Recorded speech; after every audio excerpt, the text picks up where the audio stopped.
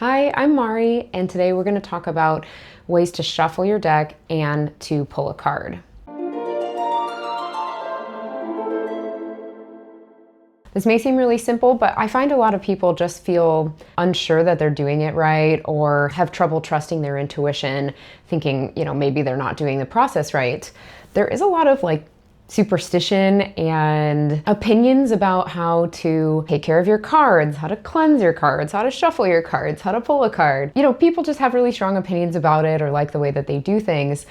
I don't really think there's any right or wrong way to do it. I think what's important is that you enjoy the way that you're doing it. And if you're feeling unsure, then it's important to know that you can communicate with your higher self. You can communicate with your spirit guides if you work with spirit guides. It's not like they only accept one way of communication and it's, to shuffle a particular way. You can, just as much as they can communicate to you, you can set the rules and ways of communicating with them. So you can say, okay, every time I'm gonna shuffle this way and I'm gonna pull this card this way, and that's gonna be the right message for me. So guides, please make sure I'm receiving the right message that way. So let go of any fears or doubts that you're doing it the right way.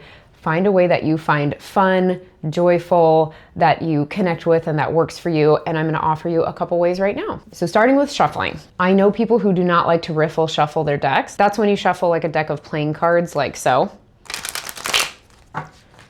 Another reader that I know doesn't do it that way. They like to show respect to their cards by not bending them. However, I obviously don't have the same point of view. I think my cards enjoy being used and being handled, and I just like the way that really mixes up the deck well. And I love shuffling that way. I've always thought it's fun. I use the riffle shuffle all the time. So with a deck like this one, this is the Modern Witch Tarot, the cards are really too big and thick for me to shuffle the whole deck. So I usually take half or like 2/3, cut the deck in half, and of course, go ahead and do my shuffle. I don't usually bridge them, which I can do with a normal playing deck, but a lot of times tarot cards, the thickness or the texture just isn't quite right for that. Next is just a simple overhand shuffle. So you're gonna hold it in one hand and just drop cards in front. So when you're doing this type of shuffling, usually the problem is when do I stop? So nowadays I kind of don't worry too much about it. I just stop when I feel like it. But I used to feel a little bit more unsure of my intuition. And so I would count to 8 in my head while shuffling.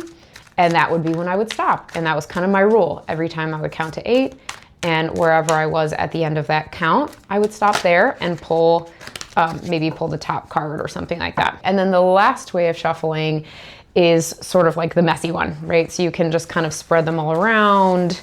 And I mean, this is kind of a fun way to do it because you get your hands on all the cards, kind of a fun way to totally reset your deck.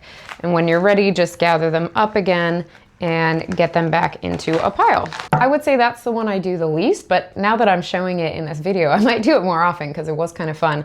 And it does have a nice way of feels like it sort of cleanses the deck because it's so chaotic and restructuring. So I like that. So there you go, 3 ways of shuffling your cards. Now let's talk about actually drawing a card. I feel like this is where people get a little bit more uncertain about the process, wondering if they're picking the right card. So again, I'm just gonna say there's no right or wrong way to do this. You just pick your favorite way and stick with that.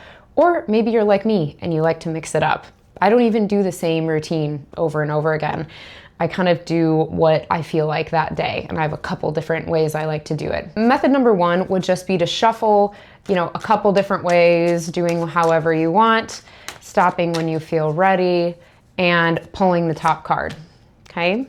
And that would be your message for the day. So simple. Method number 2 would be to overhand shuffle until you get a jumping card or a card that falls out of the deck. So let's see what happens.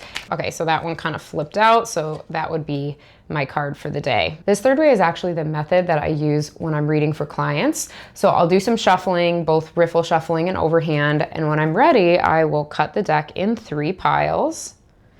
If it's just for myself, I like to either just pick a pile and restack it, or another fun way to sort of use your body is you can rub your hands together and you can hold your hand over the 3 piles. I like to close my eyes. I'll sort of feel the way each of them kind of feels against the palm of my hand. One of them usually feels a little bit more like sparkly, almost like little bubbles are hitting my hand, and I'll put that one on top, and then I will draw that card. When I'm reading for others, I will do that same thing with the 3 piles, but I will just have the sitter restack the deck however they are feeling, and then we'll pull from the top there. If I'm doing a spread, like 5 cards, I'll pull all 5 cards from the top after doing that process, you know, or 6 cards, something like that. So I pull them all from the top. The last way I'm gonna mention is similar to kind of the chaos shuffling method, where you just spread the cards out. And again, you can sort of go visually where you're drawn to. You can close your eyes and put your hand over the deck and just kind of feel where any sensation might change in your hand. For me, I was kind of feeling something over here, little tingle or a little warmth over here. Then I'm just gonna pick a card. I'm not gonna worry too much about it. I'm not gonna overthink it. So these methods work for oracle decks or tarot decks. You can use them either way. I use both kinds. So I hope this was helpful. I think the big thing here is to just not overthink it. Set your process with your guides or with your higher self, whatever you like to think about or work with, you know, the universe, spirit. And when you think about it that way, you're sort of taking the power back into your own hands, which I always think is really important. So we're not saying, oh, everything's up to spirit and I'm just not doing it the right way. No, instead we say, okay, here's my method. Spirit, I'm letting you know this is how I'm doing it, and that's how you can deliver me my messages for the day. And most importantly, have fun.